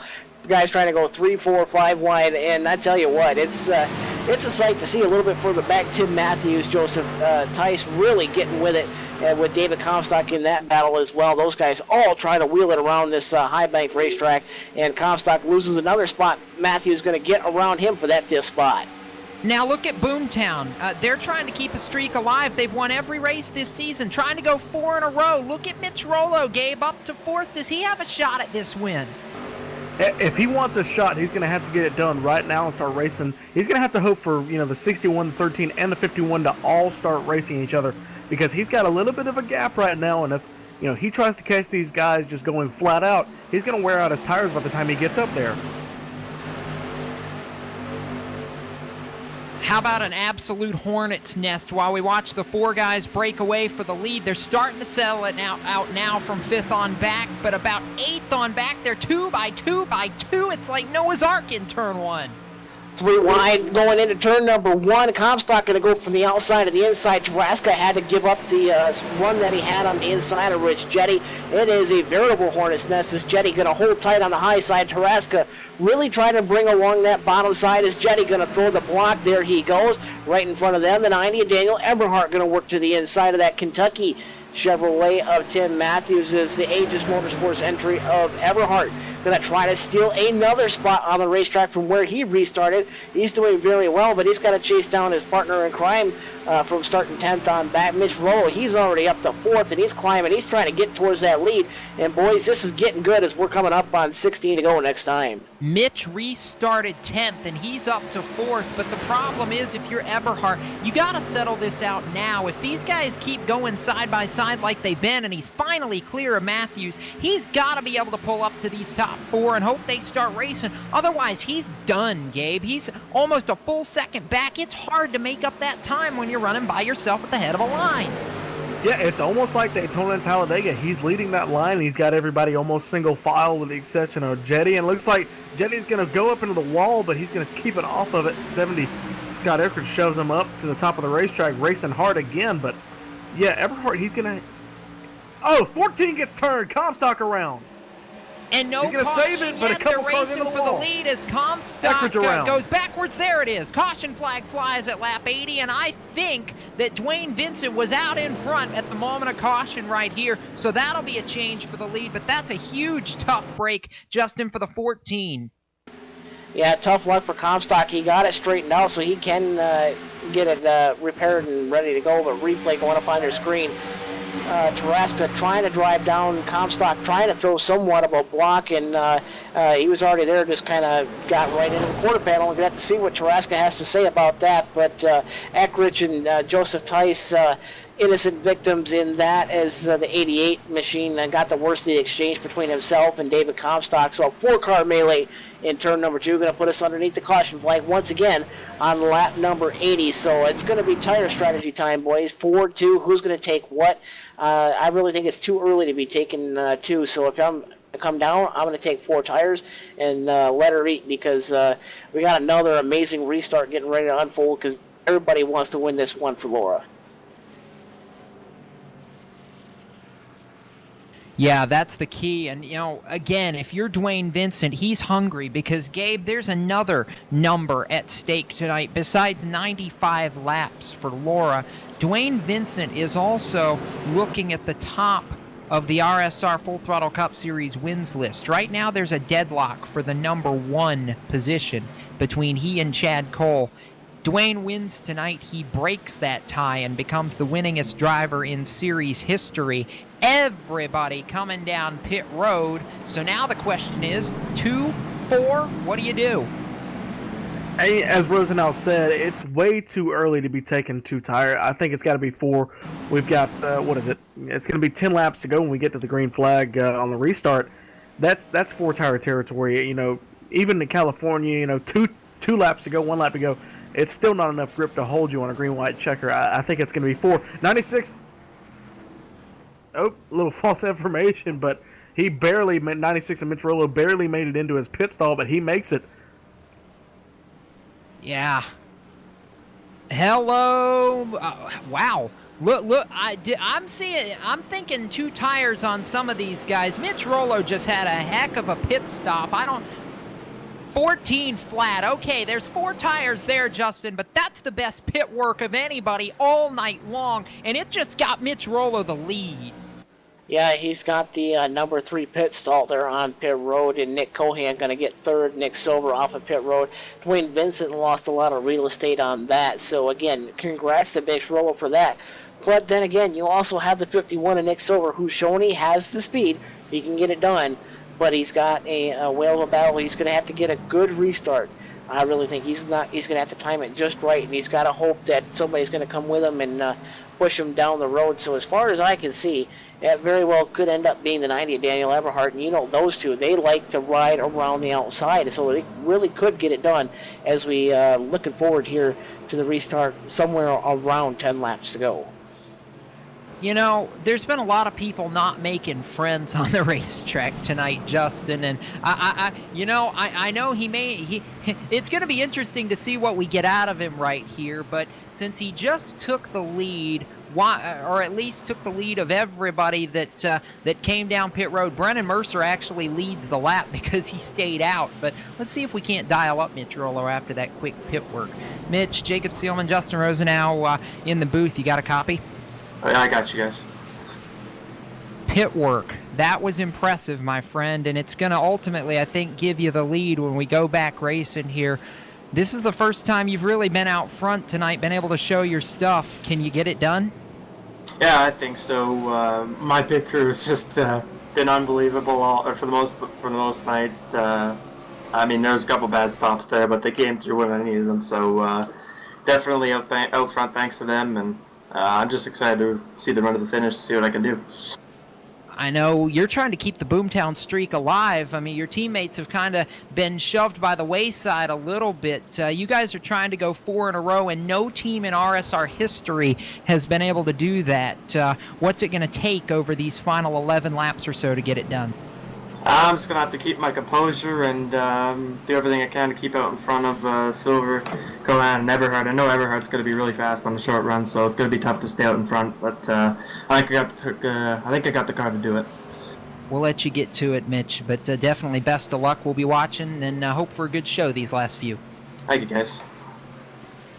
All right, Justin, I heard a little bit of confidence from that 96, the driver right there. You think he can do it? Well, all evidence shows that he's the guy that's been able to move forward here in the late stages.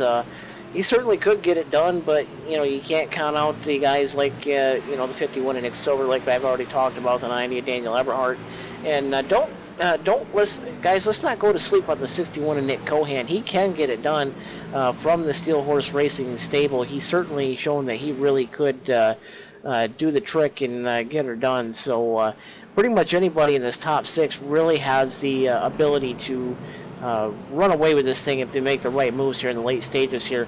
Lights off on the pace car. Going to be 11 laps to go when we take the green flag. And again, Mitch Roll, like you just heard, he's going to restart with the race lead on the inside. Nick Silver to his outside. Nick Cohan third.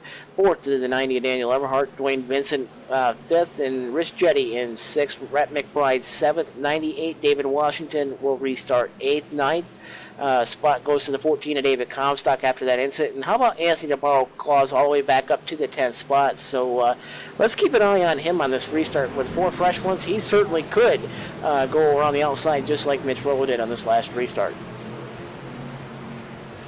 All right, boys. Buckle those seatbelts tight one more time and get ready for a show, because this one is about to be a barn burner to the finish. Rollo, Silver, Cohan, Eberhardt, the front 4 that we're watching as the pace car going to make that dive back onto pit road. We hope for the final time. It may not be, though. American Ethanol green flag in the air. Mitch Rollo on the loud pedal, side by side for second. 3 wide back in the pack as Silver's teammate Sean Casto up the middle. Cohan to second. Rollo with the lead to turn 1.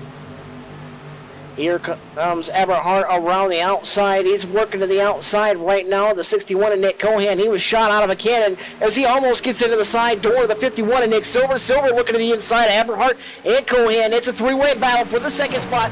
3 wide into turn number 3. Eberhardt up on the high side. Cohan throws the block. Silver going to slip through on the bottom out of 4. Oh, man, how about this? And look at Dwayne Benson up the inside, 3 wide now. As Eberhardt gets shoved to the middle, they relegate Cohan to the outside. Silver on the bottom, 2 wide behind him with Dwayne Vincent and David Washington. Mitch Rollo's loving this. He's gone to a 7-car length lead in 1. 7 car lengths or more, I'm telling you right now, going to be the 90 of Daniel Eberhardt, going to storm around the outside of the 51 of Nick Silver. The 13 of Dwayne Vincent going to hang right there. Anthony DeBarro right there. Cohan, 4-way battle for that second spot. Eberhardt still has it. Silver looking to the inside. Eberhardt going to throw the block. He's going to slam the door shut in turns 3 and 4. Now the question is, does Daniel Eberhardt, Gabe, have anything to chase down Mitch Rollo? If he does, he's got to go right now. 9 laps to go. The gap stands at 3/4 of a second and growing as Rollo trying to deliver Boomtown Sim its 4th consecutive win to kick off the season, and he's got the gap off too. It is not getting any smaller right now.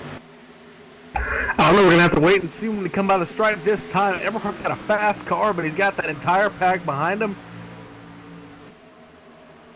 He's running that inside lane just like everybody else behind him. Draft kind of pushing him just a little bit, but Rollo, he's got that clean air out in front of him. Here comes the gap. This time by Rollo crosses the stripe. What's it going to be this time? 8/10, he extended it. It's growing, so Rollo just pulling away.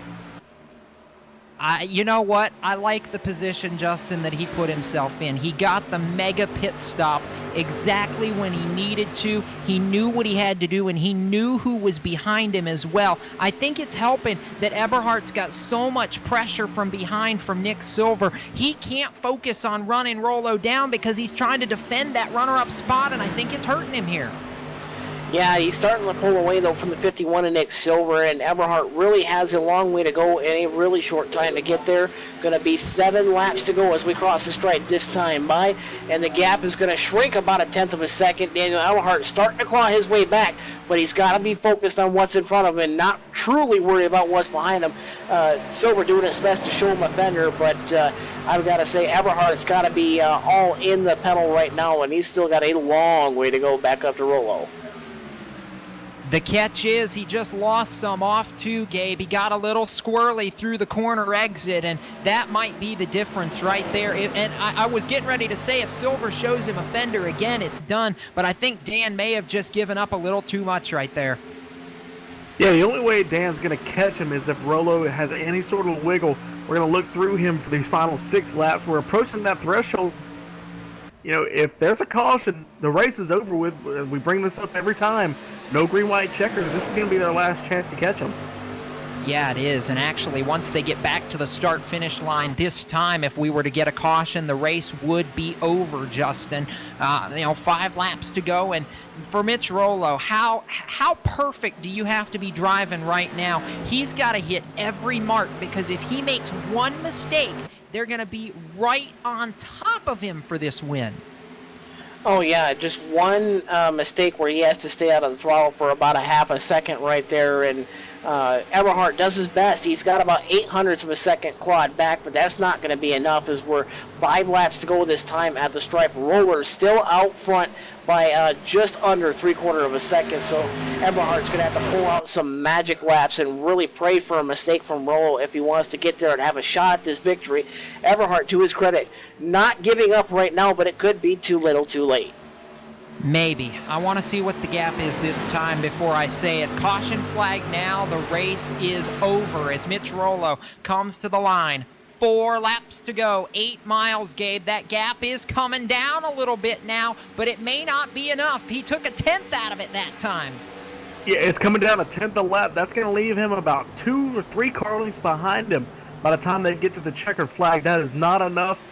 Dan's going to have to catch him by about 2/10 a lap if he wants to get up there. He's in that threshold to where that draft starts coming into play, so we could see him start catching him here in the final few laps. We talk about these fantastic Fontana finishes, Justin, and it's going to be close to whether we'll see one tonight. But Mitch Rollo, how big is a statement does this make for the driver of that 96? Because it took him almost 2/3 of the regular season to get a win last year. Now he may be 2 for 4 to kick it off. Yeah, that's a big statement indeed, and Eberhardt still closing that gap, almost another 10th gone that time by. Rollo's going to have to pretty much get it very loose and not be able to stay in the gas if Eberhardt has any foot, as we're 3 laps to go, going to be 2 to go next time by, and Mitch Rollo still trying to do the best to hold off the 90 of Daniel Eberhardt as he sails it off into 3. He is sawing on that wheel, folks. He's trying to get that machine around the racetrack, as it's going to be 2 to go this time by. Change for 5th as we work off the exit of turn 4. David Washington working his way around Nick Cohan in the 61, and that's going to move the Aegis car up into the top 5. Oh, they nearly make contact. I think they did make contact at the start-finish line. Cohan got sideways as Washington came down on him. That was dicey. Yeah, the side-by-side racing for that 5th position. Cohan's not giving it up, but here comes that momentum for Washington on the outside. He's got a push, though. It looks like DeBarro trying to work his way back out front. DeBarro's got to choose a lane. Looks like he's going to pick his own. He's going to go through the middle here, but looks like Cohan's going to wash up the racetrack just a little bit. They're going to be 3 wide coming off of 4, Jacob. White flag, the sim experience, 1 to go as Mitch Rollo crosses the stripe to put 94 of 95 on the board. If you got anything, you got to show it now. How about his teammate coming back, Anthony DeBarro, to almost the top 5 tonight after his problems in the middle of the race? Justin, as we work down the back straightaway, Rollo looks like he's got it in hand. Needs one more perfect corner for Eberhardt. He's doing the best he can. He's in the throttle. He's right there. Rollo only needs, again, one more perfect corner as he sails it off into 3 for the final time. Yes, he does, and he's going to make a little piece of history tonight. Boomtown Sim, the first team in RSR Full Throttle Cup Series history to kick off the year with 4 wins in a row. It's win number 2 of 2016 for Mitch Rollo, who comes across the line to win the Laps for Laura 95 and take a victory at Auto Club Speedway, holds off Daniel Eberhardt, and runs a perfect stint at the end to go to victory lane. Nick Silver, Dwayne Vincent, Dave Washington, the top 5. It doesn't get much better than that. Rollo, that's his 4th career victory for the driver of the 96, and this one is a big one, Justin. Oh, yeah, it certainly is. First win on a new package. I mean, that's always something to brag about with the boys back in the shop. And if you're Eberhard, you have to wonder what might have been. Silver, did the best he could to get back around him, but you have to think all that battling there for that second spot really kind of cost Eberhard the chance to get up there back with Rollo, because those guys really did indeed have the fastest cars in the late stages. And he's burning it down on the front straightaway. He absolutely has a right to. It's been a fantastic night for him. And Mitch Rollo, he wasn't good at the beginning, but he was best when it counted. Picks up the win at the Auto Club Speedway. And we'll talk to our top finishers in just a couple of moments, because this was a fun one. Rollo, your winner, back with the LSRTV post-race show in a moment. From Fontana, California, and the Auto Club Speedway, you're watching iRacing Live and LSRTV, the voice of sim racing.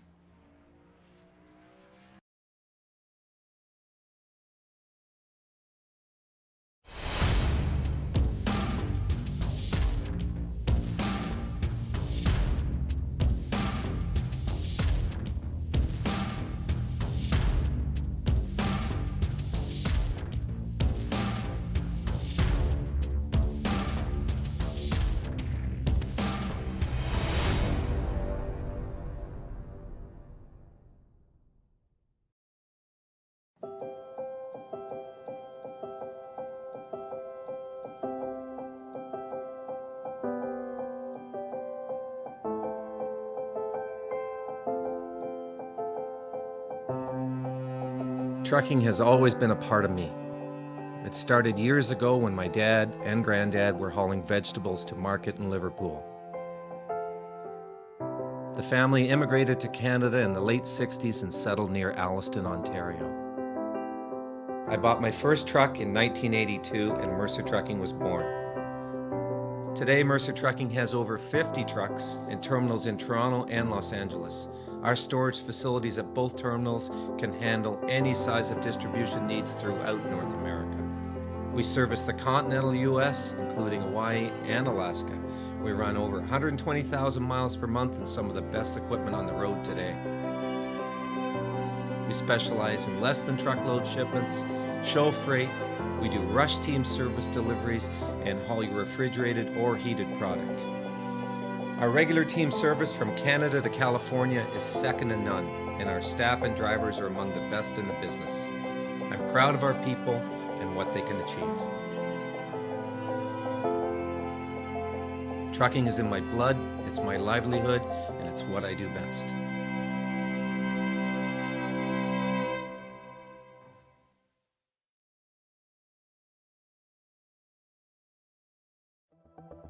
The 2016 iRacing World Championship Grand Prix Series is all about change. New teams, new drivers, new tracks, even a new logo. And oh yeah, there's a brand new car. After 5 years of competition, we say goodbye to the Williams FW31 and we say hello to the McLaren MP430. But this isn't just a brand new car, it's a whole new ballgame. And with it, we bring new excitement, new strategies, new technology. For example, energy recovery and drag reduction systems. There's a new way of thinking about racing, and for all the drivers participating, it's back to the drawing board, wiping the slate clean in the ever-consuming pursuit of perfection. One little slip-up, one wrong move on track, one poor strategy call, and it's over. That's the difference between coming up short and becoming champion and being $10,000 richer to boot. So yeah, change is in the air, but we're going to start getting answers on the 27th of February as the 7th year of iRacing World Championship competition kicks off. And you won't miss a thing, with every single race live on iRacing Live, coverage brought to you by Racebot TV. So join us fortnightly from 1:30 p.m. GMT.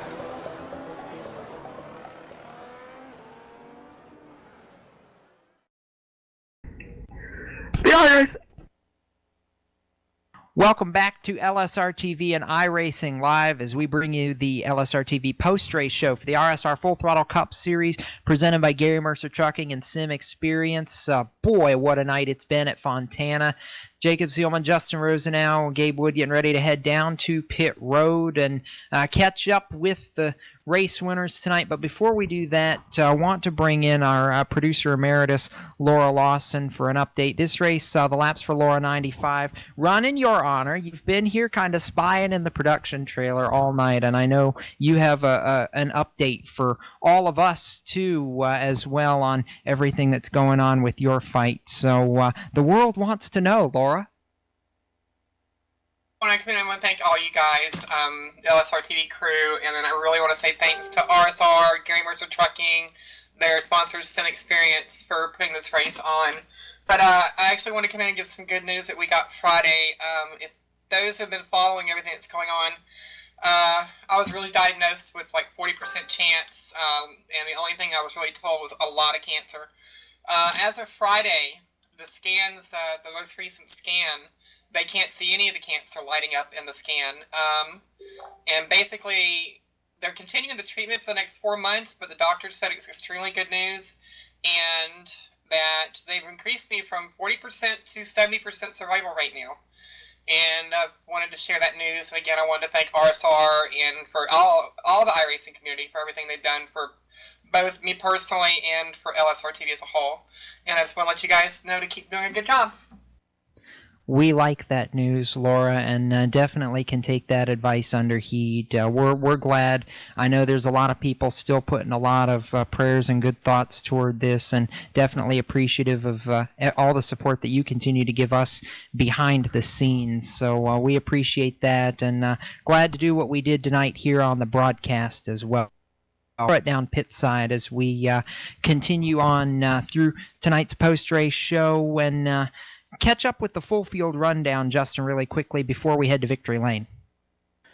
Mitch Rowe going to steal the win here in fine fashion, I might add. The 90 of Daniel Eberhardt finishes second. Third to the 51 of Nick Silver. The 13 of Dwayne Vincent finishes fourth. Fifth to the 98 of David Washington. The 61 of Nicholas Cohan finishes sixth. Seventh to the 9 of Anthony DeBarro. 80 Mike Kelly finishes eighth. Ninth to the 36 of Rich Jetty. And running out the top 10, the 84 of Jimmy North. 11th finisher here at California. That's going to be the 2 of Rhett McBride. One of the Boomtown cars, the 87 of Christopher Hurlow, finishes 12th. Tim Matthews in the 54 finishes 13th. Scott Simley in 14th. Nelson Rivera in that 7 brings it home in the top 15. Sean Casto in 16th. Glenn Campbell, Kyle Taraska, David Comstock and Chad Cole round out your top 20. Both those guys with some hard licks, hard luck tonight. Chad Cole with the disconnect and David Comstock with that wreck late. Scott Stenzel in the 42 will finish 21st. 22nd goes to the 99 is Stefan Marinak. The 21 of Matt Lacrosse finishes 23rd. 24 to the 4 of CJ Lavere. The 29 of Brendan Mercer will finish 25th. 26 to the 00 of Anthony Fredericks. 27th goes to the 66 of Brian Harvey. 28 to 43 of Doug Roth. 29 to 34 of Sean Boundy. And rounding out the top 30 to 48 of Kevin Linden. Scott Eckridge, the pole sitter, no luck towards the tail end of this race tonight, comes up 31st. 32nd to Braden Whitaker. 33rd, Bobby Terrell. Dan Murray, 34th. Corbin Hemstreet, 35th. Long night to end the race for him. 36th to Steve Gottschalk. 37th, Thomas George. 38th, John Abbott, the last car on the lead lap. 1 down in 39th. Mark Bratcher. Doug Wyatt, 40th. 2 down. Jose Gonzalez was 41st, rather. Joseph Tice, 4 laps down, finishes 42nd.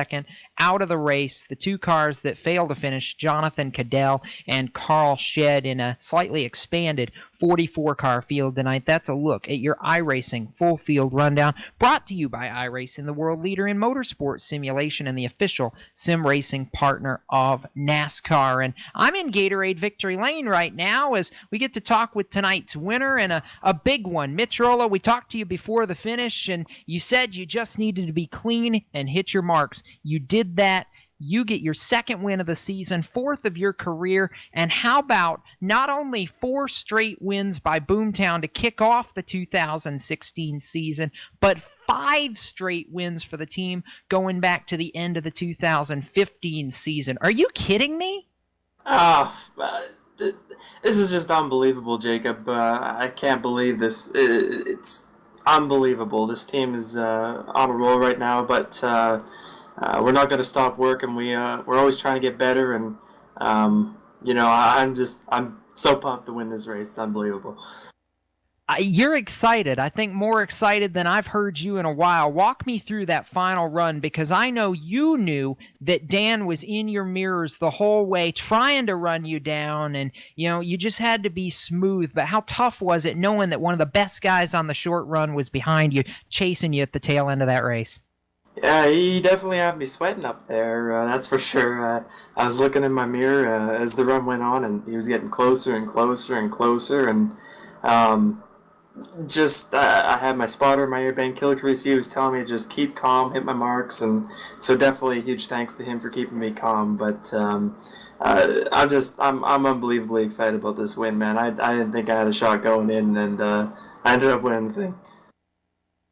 You get it done. That's 2 for you, 2 for DeBarro, and a statement, I think, that you guys are not going to be denied very easily. You got shuffled back there for a little while during the final third of that race and had to use the pit work to get yourself back forward. I mean, what were you having to tell yourself in that middle stage when you were back at the back of the top 10, or at one point just barely outside the top 10, to not get flustered and just keep doing what you were doing and wait for the race to come back to you?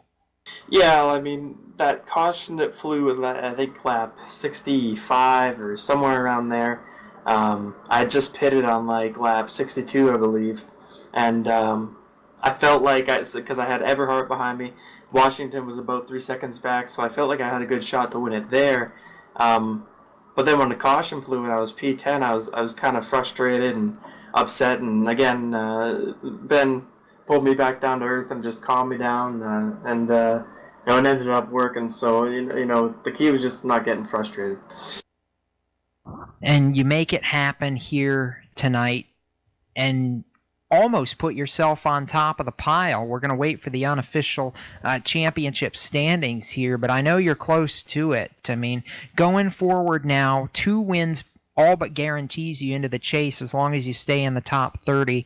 Does that give you any freedom here to experiment now for the rest of this regular season, or is it still all about going after wins and keeping this going?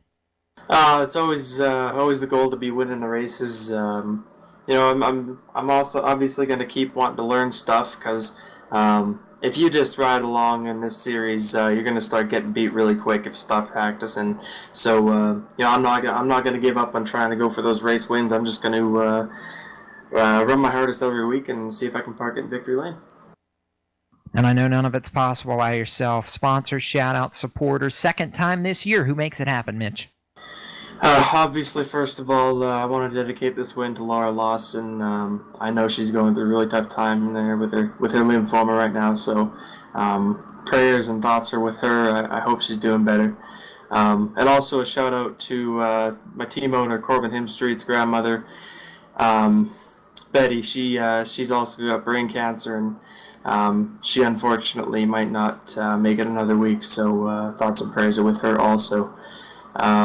I also got to thank the pitstopnews.com, Pitstop Designs, all the guys at Boomtown, Anthony, Chris, Jared, again, Corbin. Everyone's just awesome on this team, man. I'm so thankful to race with a bunch of great guys. Oh, and I also got to thank RSR and you guys at LSRTV. We appreciate it, Mitch. And I do want to add, I know you weren't able to hear the broadcast feed, but Laura giving us some great news here just before we came down to the Victory Lane celebration, that her chances have gotten a lot better. I'll let you listen back to the whole tape here in a little bit, but we did get some good news on that front tonight, and I know you would have wanted to hear that. So definitely good things going on, and we'll be excited to see how it all breaks out here in a couple of weeks. Oh, that's great to hear. I'm glad. I really hope she makes it through. It's all right. Thanks, guys. I'll see you guys in a couple weeks. Week off before we head to, I think, Martinsville, the next race on the schedule, so we're looking forward to it. And that's it from down here in Gatorade Victory Lane. Going to throw it back to pit road, and Justin Rosenau, the guy who almost had enough to get back to Mitch, but comes up a little bit short. You're standing by with Daniel Eberhardt. Yeah, I got Mr. Allhart, Daniel Eberhardt, standing by here on pit lane, and it's not the result you wanted. You had to battle a little bit longer than you had hoped to on that last restart there. Take us through that. I know it was wild for you trying to get up to second, but did it really kill your tires enough to really let Mitch Rollo just run away from you like that? No, it didn't kill the tires. The restart was spectacular for all through the field all night, and the restarts were the name of the game because the leader can get out there and just get to about a 7-second or 0.7 difference over second, and it's a lot to catch him. He's hard to beat when he gets out there like that. And I noticed I was reeling him in just a little bit. You did not enough time. Yeah, you were closing on him, but like you said, not enough time. Is there anything different you think you could have done to try to get around that three-wide battle you had? Was it more of just you think you just got caught in the wrong place, the wrong time on the racetrack, or do you think there was something different you could have done to get there in a much quicker fashion? Yeah, pit road tonight just was not for me. My pit crew was getting 14.1 pit stops every time. I never once had a 13-second pit stop. So pit stops tonight killed us. I got to work on getting into my pit stall a little bit harder. Well, those issues aside, great run nonetheless. How long do you think it's going to be before you break through for your first Full Throttle Cup Series win? I have no clue. Aegis Motorsports, man, just the team aspect of it, of Aegis, that's what we're working on, trying to win the team honor points. The win's gonna come. It's bound to happen for all four of us on Aegis. We're sniffing it, we see them winning it, but it's not gonna be like that for much longer. We'll all get our win, be locked in the chase, and then just work on getting more wins going into the chase to get more bonus points. Can't do it by yourself, man. Who's responsible for getting you up this far? And who's responsible for putting you here where you are? Aegis Motorsports. They are a tremendous team. They help out with everything, and especially Dave Washington. I think we put in probably 4,000 laps this week on this track. Just the new package and everything is a huge deal. Separates the men from the boys, and Carl Shedd and Joseph Theis and Andy, and then the owner Julio Trezado. Man, he's a well of a person for putting it on, and then thanks to you guys for putting on a broadcast every week, and my grandma that sits in the other room. And we thank you for the compliment there. But before I let you go right quick, I just got this piece of information through my earpiece here. We want to know about that battle you had with Mitch earlier in the race. I mean, the two of you were just going tooth and nail trying to beat the daylights out of each other. Tell us about that quickly, about your take on what happened early in the race. Team thing, man.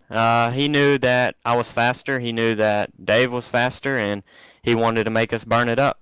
And he succeeded at that. After I passed him, you can't catch Anthony at that distance. That's what he was working on, but we'll put that in the memory bank and remember it for the weeks to come. All right, we'll let you get to it, man. Thanks for that. And that's your second place finisher, Daniel Eberhardt. Going to send it down a little bit further down pit road to the third place finisher, and he's going to be caught up with our own Gabe Wood. Yep, down here just a little bit farther, like you said. I've caught up with that 50 driver, the number 51, Nick Silver. Nick, I've raced with you a long time in a couple different leagues, and this has got to be one of the best drivers I've seen from you. Congratulations on the podium. Thank you. It was not easy. Yeah, we saw you. You started fifth. You fell back just a little bit, and you were able to work your way up. We saw you racing side by side with Eberhardt there for a couple laps toward the end. Did that thing? You were kind of pulling that train along just a little bit until Everhart got around and he started pulling it. Do you think you had something for both those guys, Everhart and Rollo? Yeah, I think I maybe at least had something for Rollo. Seemed like we were pretty even on speed, but I knew restarting second he was going to get the jump on us, and I was going to mostly have to play defense with everyone else behind me, and that's what ended up happening. Well, with this being the first race on the low downforce package, what's the verdict from the driver's seat? I like it. I don't know if it was just how it was at this track with this setup, but it seemed to suit my driving style a lot better than the previous package. So we'll see once we go to the next super speedway like this. Now, we were up here in the booth talking about the tire wear. Every time there was a caution, basically everybody came on pit road. Was the tire wear, as bad as we thought it was, or were you just kind of, monkey see, monkey do there on pit road, not wanting to get off sequence? Well, it didn't. I seemed like I was a little bit better on the long run, and so first caution, I was actually going to try to stretch it to 48 laps and try to just make it on one stop, not worrying about what everyone else was doing. I think they were going to try two stops. So I felt like I was good on the long run. Tire wear didn't really seem to bother me. It's good to know. Nick, I know you don't do this alone. We mentioned your sponsors a couple times tonight, but why don't you thank them one more time before we let you go? Yeah, I got to thank, my one teammate now, Sean Casto. He helps me out a lot. We do some practice, and good to bounce ideas off of him. Got to thank you guys for putting it on along with RSR. And got to give a shout out to my 3 fans, my parents, and my girlfriend. All right, Nick, I know you and Sean, you guys have been racing together for a little while, so you got that chemistry flowing. Now that you guys are teammates, hope to see you up front, both of you guys up front, for the long time to come. Thank you. Thank you. I'm sure you will. It's Nick Silver, your third place driver. I'm going to throw it back up to the booth. I'm going to work my way back up there, but Jacob, final thoughts. Oh boy, what a night. What a performance by Mitch Rollo, Justin. Just an incredible drive that he put on to do what he did tonight and to make it happen when it mattered most. He wasn't the best car throughout the whole race, but he was the best car when it came time to pay out the money at the table. And he took the lead on pit road, held it on the restart, and basically drove away as everybody battled behind him. That was the key. And you know what? He capitalized tonight when he needed to. I think that's the key. In all 4 of the Boomtown wins this year, it's been about that team capitalizing when it matters most.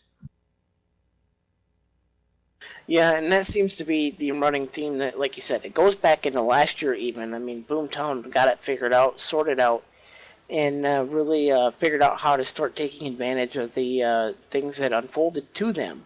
And for Mitch Rollo, I really think, a great pit stop late, a good pit stall. He had a short run out, so he could get in the hammer a lot harder than the rest of the guys who had to mind the pit road speed limit. So for Mitch Rollo, I mean, all the circumstances played out the way that he had certainly hoped, and then some. So, I mean, Boomtown finds that their start of the race season paying off in spades, and I really look for somebody to try to put out a bounty of sorts to try to get another team or another individual into victory lane. Yeah, Gabe, the streak sits at 5 in a row now. I mean, you start to wonder, how long does this Boomtown momentum last? Well, I think we saw it tonight, the hard racing between, Aegis, Boomtown, and Steelhorse. They're all trying to race that Boomtown conglomerate together, trying to get them to, like DeBarro said, or not DeBarro, but Everhart said they had to use their stuff up to get around him.